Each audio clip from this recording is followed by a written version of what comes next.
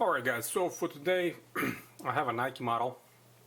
It's a recent retro, so as you can see the box is this newer or newish Nike box that I've been using for a lot of models.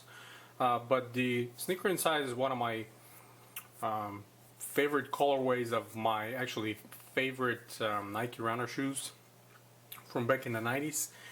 And if you've seen one of my previous videos, you already know this is the Air Max 93.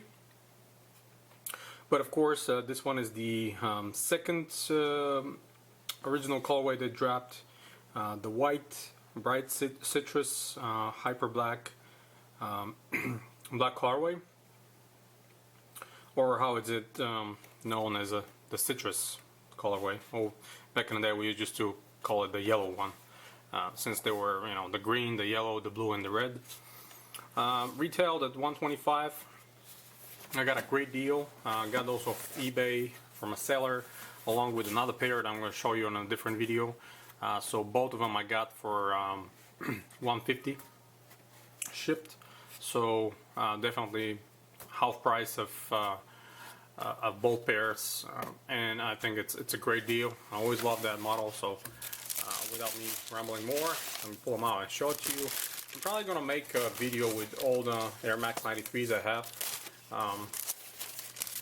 kind of quick comparison between them, and show it to you later. But these are the citrus for now, and I'm all over the place here. But let me show it to you. So again, this one, same as my menthol pair, it's definitely right on the spot from Nike. One of the, in my opinion, best retros in the recent months. A little bit different, like I mentioned in my previous video for the menthol. A little bit updated, in my opinion, since they actually used real leather for those panelings. Toe box, around the heel. The original pair was definitely not anything close to a real genuine leather. It was just this very known sort of a synthetic, thinner synthetic leather, if I can call it leather, that a lot of people are familiar from that time. If you had any of the original Nike models, you know what I'm talking about. It's this softer sort of material that was actually used on the Huarache as well. But as we know, the recent retro also dropped with a full grain leather, which in my personal opinion is a great update from Nike, and they usually don't do that, so we'll take that as well. This material around with the trim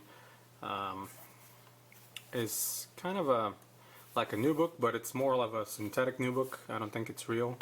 I don't see any grain in it, but definitely softer. It's not overly synthetic feel on it.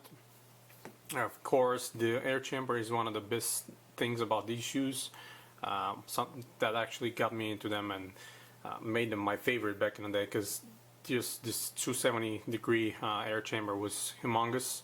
Of course, they're a little bit smaller these days because, you know, I've mentioned it many times before, they don't use the nitrogen anymore, but it's still pretty huge. It still looks pretty nice.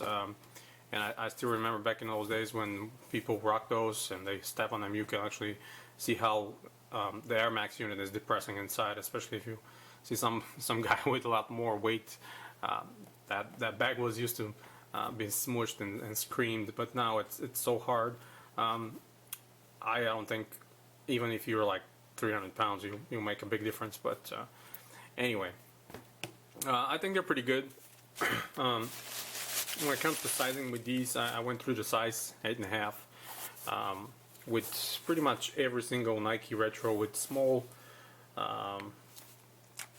amount of models that are actually a little bit off. Some of them are, you know, size 8, some of them are size 9.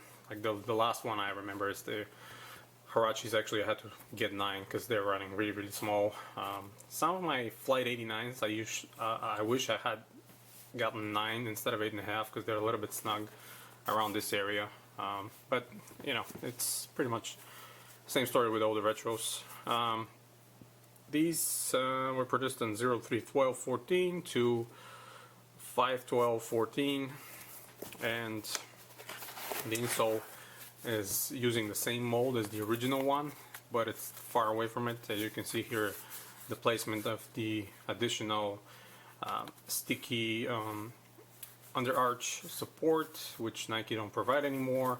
A lot thinner insole, as you can see, compared to the old ones. I really like the color though, that bright citrus, or you can call it orange or yellow, depends on our lighting and perspective. It's still pretty nice. And I'm really glad that Nike decided to bring those back. I don't see a lot of hype around them. I don't see a lot of people going crazy over those, which is kind of good for me, so I can get them for a pretty decent price. I mean, $70 for a pair is just steal for me. For my favorite Nike runner shoe, such a clean design, such a nice colorways, and actually only one I'm now missing in my collection, so hopefully Nike will release that pair as well, and you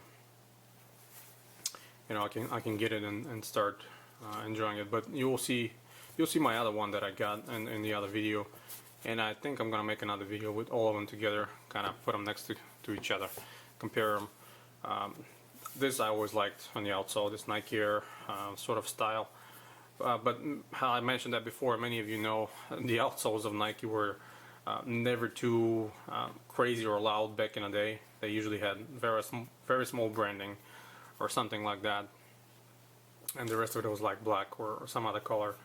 But the upper is what really mattered back in the day for those shoes. So everybody loved that Air Max logo right on the sort of a ton, which is not a ton. So like I was saying, I really like them. I like every single colorway of these. I still remember back in the old days when those came out and they were so expensive and so very liked by everybody that we all wanted to get them, but we couldn't just because of the price. It was just insane. But you know, luckily Nike came around, created a pretty well done retro for these, so I can definitely add them to the collection and enjoy them now. When the summer comes, and definitely pulling out all those out. I'm gonna start wearing, because I definitely want to put those on my feet, that's for sure. Always loved those shoes. Always loved this model, and like I said before, my favorite, all-time favorite, Nike Air Max, the Air Max 93. So yeah, that's pretty much it, guys. Stay tuned to CollectiveKicks.com for more sneaker news, reviews, and history articles. And until next time, guys, you have a wonderful day.